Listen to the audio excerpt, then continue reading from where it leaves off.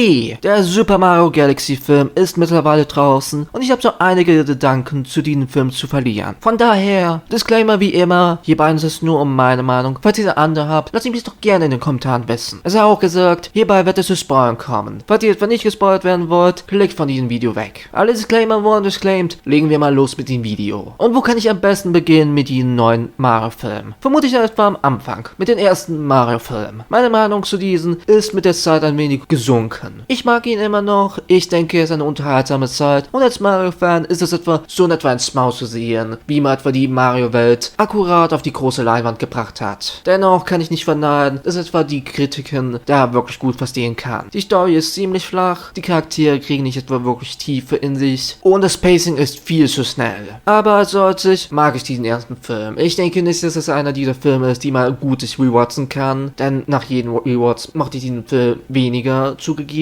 aber es ist ein unterhaltsamer Film. Dennoch hatte ich etwa meine Hoffnungen oder zumindest den Gedanken, dass man bei einem Sequel vielleicht etwa diese Probleme verbessern kann. Und hey, mit der Ankündigung, dass dieser Film ein Galaxy-Film sein wird, war ich schon ziemlich interessiert darüber. Galaxy ist für mich mein Lieblings-Mario-Spiel, von daher war ich etwa sehr gespannt, wie man das umsetzen würde in filmischer Form. Vor allem da Galaxy sich wirklich gut anbietet als ein Blueprint für einen Film. Ich meine, es ist das cinematischste Mario-Spiel überhaupt. Es hat gute Story-Punkte und seine emotionale Hook, vor allem mit Rosalina, ist fantastisch einfach nur. Die Backstory von Rosalina könnte diesem neuen Mario-Film eine Tiefe geben, die der erste Teil wirklich geleckt hat. Und hat dieser neue Film das getan?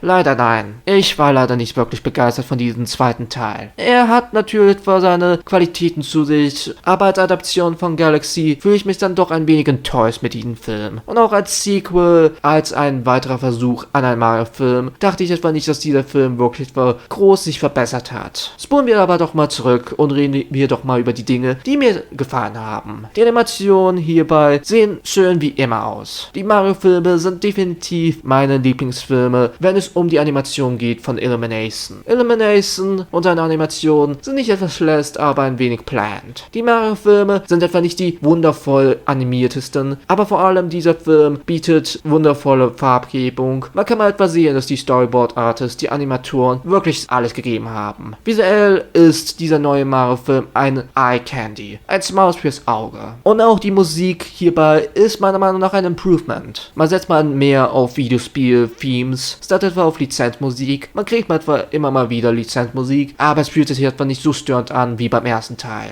Von daher ist die Präsentation wirklich hier relativ gelungen. Aber wenn wir abseits von der Präsentation uns diesen Film genauer anschauen, denke ich, dass dieser Film viele Schritte nach hinten sogar geht. Ich würde sogar behaupten, dass viele der Probleme des ersten Teils hier noch brisanter sind. Das Pacing ist noch schneller als beim ersten Teil. Beispielsweise kriegen wir eine Szene mit der Bienenkönigin aus Mario Galaxy und diese Szene geht so schnell vorüber, dass man sich etwa denken kann, was war der Punkt von dieser Szene, abseits zu zeigen, dass, oh, diese Bienenkönigin von Galaxy existiert in dieser Filmwelt. Und solche Szenen gibt es in diesem Film ziemlich oft zu sehen. Und dabei adden diese Szenen nicht wirklich viel zu den Charakteren oder zu der Handlung. Reden wir doch mal über die Handlung. Die Handlung existiert, aber so wirklich etwas spannend ist sie leider für mich eher weniger. Man hat mal eine komplett andere Route genommen, als es bei Galaxy 1:1 zu adaptieren. Und es war mir sowieso klar, dass man einen Mix machen würde, aber ich bin nicht wirklich erfreut, wie man das gemacht hat. Es fühlt sich einfach so an, als würden wir von einer Location zur anderen Location zu der nächsten Location gehen oder fliegen. Wir haben nicht wirklich eine Zeit oder einen ruhigen Moment, wo die Charaktere das Ganze etwa aufnehmen.